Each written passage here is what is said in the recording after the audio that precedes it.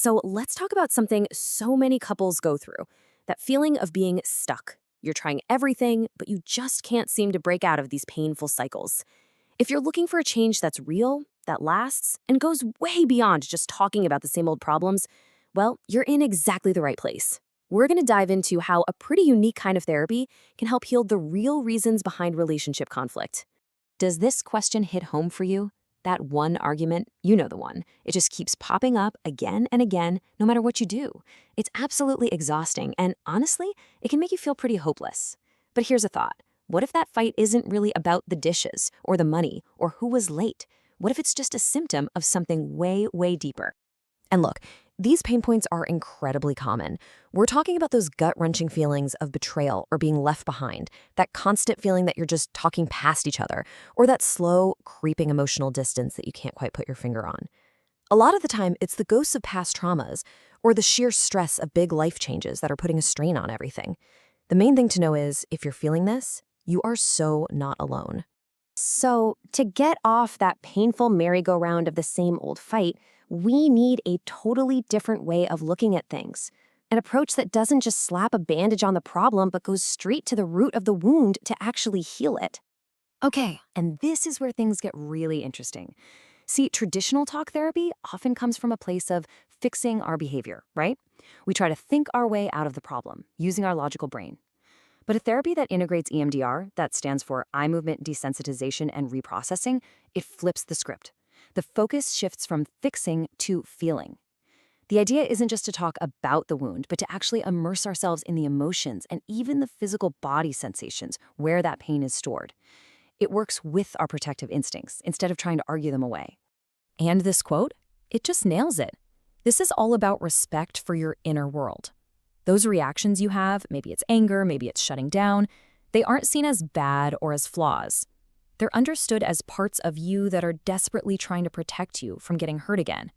So by honoring that system, by slowing everything down, the therapy empowers you to make changes that actually stick, because your whole self is on board with it. So, how in the world does this create a healthier relationship? Well, it all starts with a simple but really profound idea. To heal the us, we've got to start by healing the me and the you. This right here is the absolute foundation.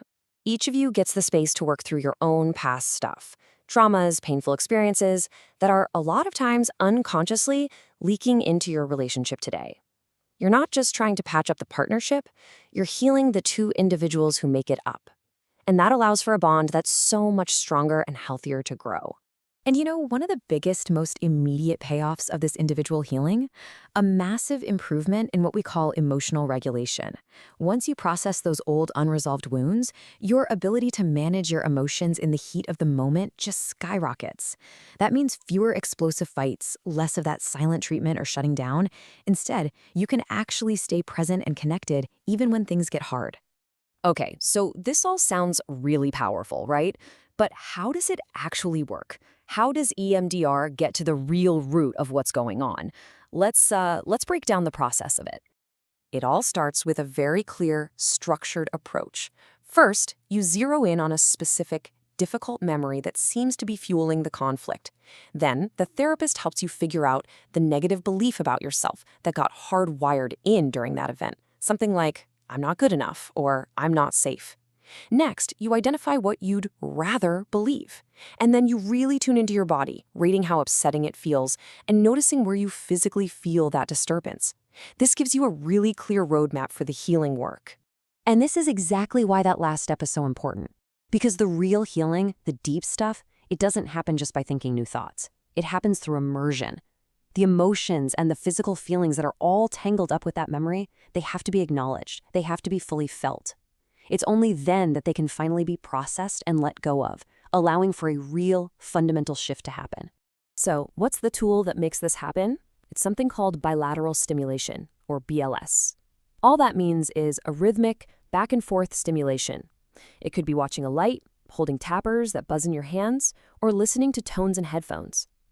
It's thought to work kind of like the brain's natural processing system during REM sleep, and it helps the brain get unstuck, allowing it to reprocess that painful memory and finally file it away where it belongs, in the past.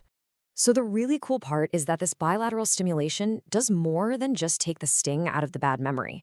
It actually helps you internalize that new positive belief you picked out earlier. It helps make sure that the new belief, like I am worthy or I am safe now, doesn't just feel like some empty words you're saying. It helps you feel it deep down in your bones. So once you've laid this foundation of healing, what's next? How do you actually build that new future together? Well, this process isn't just about clearing out the past. It's about giving you the tools and the mindset to really move forward in a new way. And check this out. This is a perfect example of a practical tool you can gain. It's called the butterfly hug.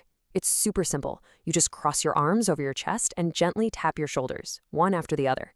It's a form of that same bilateral stimulation, and it's something you and your partner can both use anytime you're feeling anxious or stressed to just ground yourselves and calm your nervous system down.